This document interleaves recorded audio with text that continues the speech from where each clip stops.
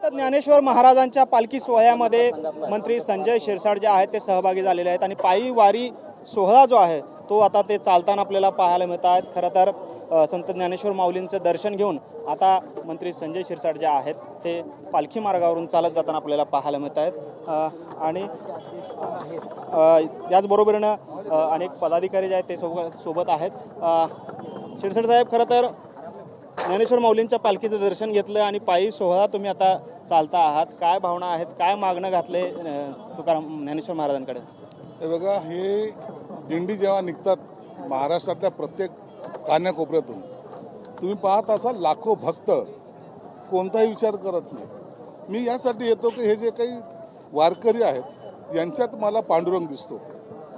महिला आहेत, बालकं आहेत, वयोवृद्ध आहेत, एवढे चालतात, एनर्जी कुठून येते? तुम्ही पाहत असाल बघा, बाजूला काही लोक झोपलेली आहेत, काही चालतायत, परंतु त्यांना त्याची चिंता नाही। ते म्हणतात मला पांडुरंगाचं दर्शन घ्यायचं आहे, एकच माझा ध्यास आहे पांडुरंगाचं दर्शन। म्हणून हे एवढ्या भक्तिभावाने जेव्हा लाखो लोक निघतात त्या टायमाला ना भूक लागत ना तहान लागत, म्हणून या दिंडीमध्ये येऊन आपण त्यांचं दर्शन घ्यावं, या वारकऱ्यांचं दर्शन घ्यावं, ही त्याच्या मागची भावना आहे।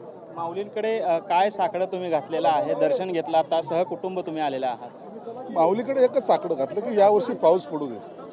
आता अनेक संकट आम्ही झेललेली आहेत, आता दुष्काळ नको। शेतकरी जो आत्महत्या करतोय त्याला बळ दे, आता त्यांना त्या आत्महत्यापासून प्रवृत्त कर, त्यांनी कधी आत्महत्या केली नाही पाहिजे। कुटुंब उद्ध्वस्त होत आहे, ते कुठेतरी वाचली पाहिजे, एवढीच पांडुरंगाच्या मी प्रार्थना केली।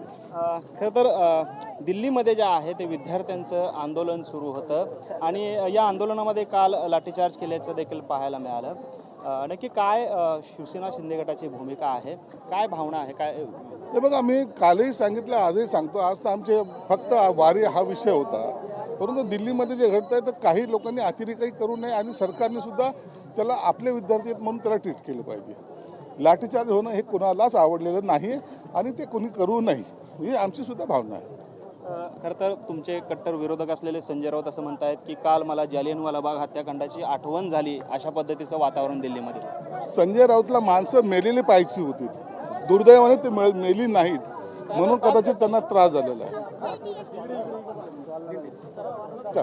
पाहतो या ठिकाणी संजय शिरसाट जे आहेत ते आता या पायी दिंडी सोहळ्यामध्ये सहभागी झालेले आहेत आणि ज्ञानेश्वर माऊलींकडे त्यांनी साकडं घातलेलं आहे की दुष्काळ पडू नये आणि कृपावृष्टी व्हावी आणि वरुण राजाचं आगमन व्हावं, अशी मागणी त्यांनी आता ज्ञानेश्वर माऊलींच्या चरणी घातलेली आपल्याला पाहायला मिळते। कॅमेरामॅन गणेश रहाटेसह सागर सुरवसे, TV9 मराठी, माळशिरस, पंढरपूर, सोलापूर।